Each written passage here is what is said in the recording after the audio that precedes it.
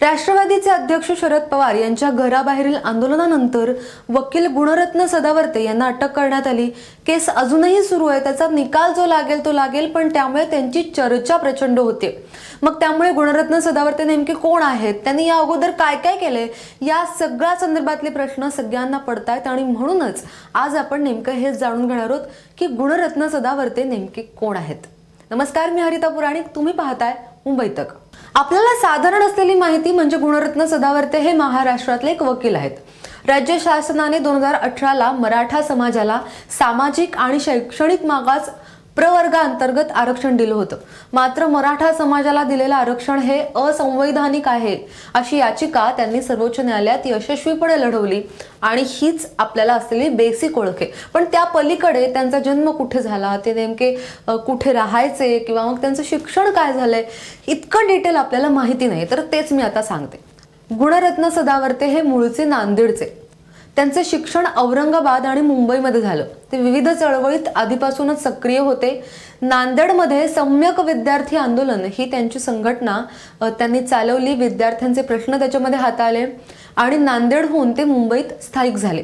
तिथे त्यांनी वकिली करायला सुरुवात केली। विशेष म्हणजे त्यांचं शिक्षण वैद्यकीय शाखेतही झालं होतं, ते डॉक्टरही होते आणि त्यांनी डॉक्टर म्हणून सुद्धा काम केलेलं आहे।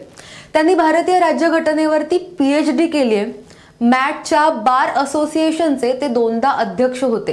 ते बार काउन्सिलच्या शिखर परिषदेवरती सुद्धा होते। गुणरत्न सदावर्ते यांचे वडील भारतीय रिपब्लिकन पक्षाच्या बहुजन महासंघाकडून नांदेड महापालिकेवर निवडून गेले होते। अत्यंत मध्यमवर्गीय कुटुंब हे आणि नांदेड शहरातल्या सोमेश कॉलनी इकडचे हे मूळ रहिवासी। सदावर्ते यांचे वडील निवृत्ती सदावर्ते हे पोलीस खात्यात होते असंही सांगितलं जातं।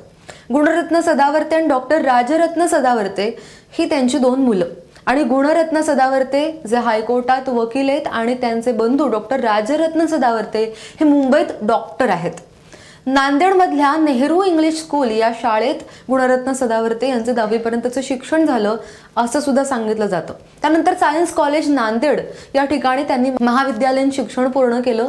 त्यानंतर त्यांचं BDSचं शिक्षण म्हणजे वैद्यकीय शिक्षण, त्यानंतर LLB आणि LLM हे शिक्षण मिलिंद कॉलेज औरंगाबाद इथे पार पडले। शिवाय त्यांनी नांदेडमधल्या गुरु गोविंद सिंग वैद्यकीय रुग्णालयात 1999 साली 1 वर्ष डॉक्टर म्हणून सुद्धा नोकरी केलेली आहे।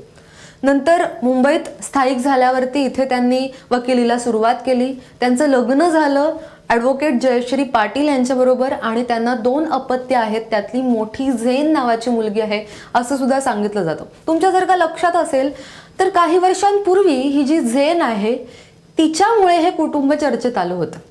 तिला राष्ट्रीय बाल शौर्य पुरस्कार मिळाला होता। नेमकं काय झालं होतं तर 22 ऑगस्ट 2018 ला परळच्या क्रिस्टल प्लाझा या इमारतीला आग लागली होती।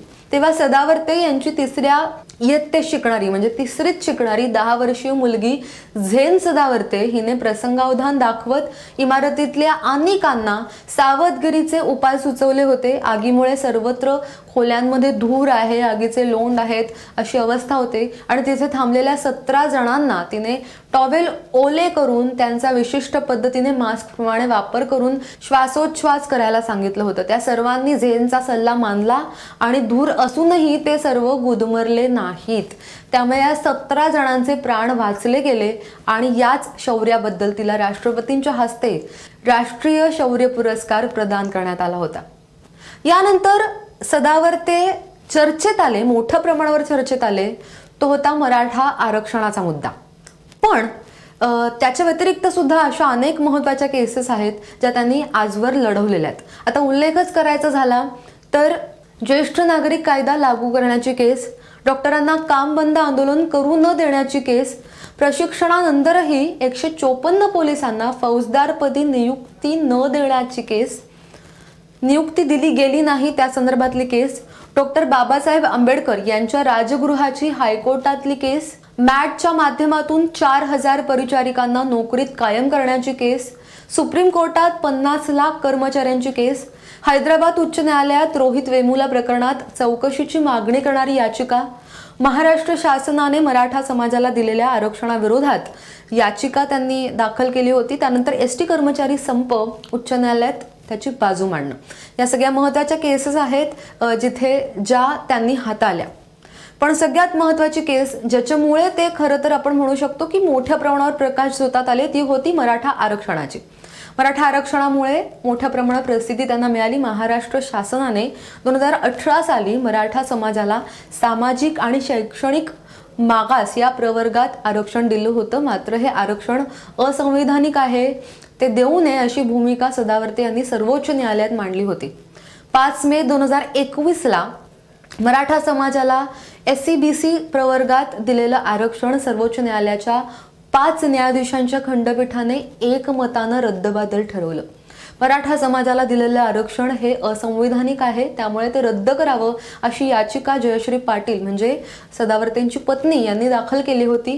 डॉक्टर गुणरत्न सदावर्ते आणि डॉक्टर जयश्री पाटील यांच्या याचिकेवर सुनावणी करताना सर्वोच्च न्यायालयाने मराठा आरक्षणास अवैध ठरवलं आणि त्याच दरम्यान ते चर्चेत आले. त्यानंतरचा मुद्दा होता, म्हणजे त्यानंतर ते चर्चेत पुन्हा एकदा आले, ते होतं ST कर्मचाऱ्यांचं आंदोलन. ST कर्मचाऱ्यांचे वकील आणि आंदोलनात सुद्धा मोठ्या प्रमाणावर ते सक्रिय होते. आपण हे आंदोलन सगळ्यांनी अगदी जवळून पाहिलेलं आहे.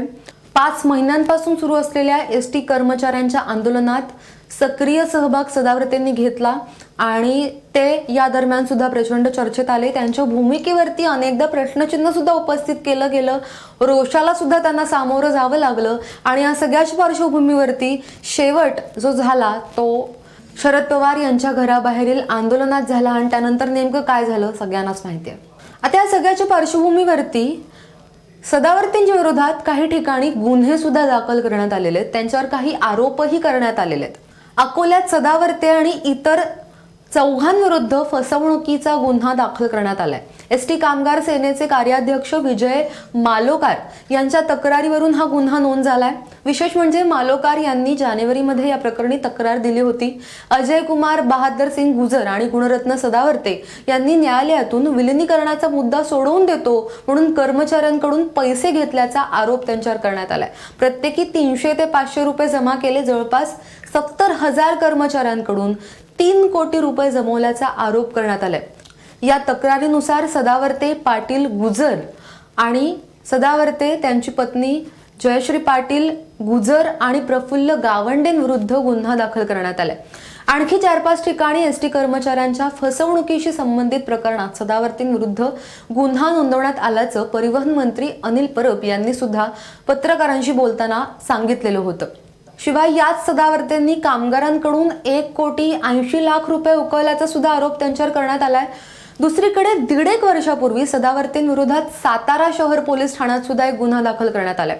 मराठा आरक्षणाबद्दल बोलताना सदावर्तेंनी बेताल वक्तव्य केलं, त्यामुळे तेढ निर्माण होईल अशी तक्रार देण्यात आली होती. 1.5 वर्षापूर्वीची ही फाईल सुद्धा पोलिसांनी नव्यानं उघडली असं सुद्धा सांगितलं जातंय. त्यामुळे हे सगळे जे गुन्हे त्यांच्यावरती दाखल करण्यात आलेत त्या पार्श्वभूमीवरती आत्ता जी केस चालू आहे या सगळ्यातून ते नेमके कसे बाहेर पडणार आहेत आणि त्यांचे वकील आता कोर्टात काय भूमिका मांडतायत हे सगळंच पाहणं महत्त्वाचं आहे. तर हे होते गुणरत्न सदावर्ते आणि ही होती त्यांची सगळी माहिती. या व्यतिरिक्त ज्या ज्या काही अपडेट्स आता त्यांच्या केसच्या संदर्भातल्या येतील त्या सगळ्या मुंबई तकच्या माध्यमातून आम्ही तुमच्यापर्यंत वेळोवेळी पोहोचवतच राहू. त्यामुळे पाहत रहा मुंबई तक. धन्यवाद.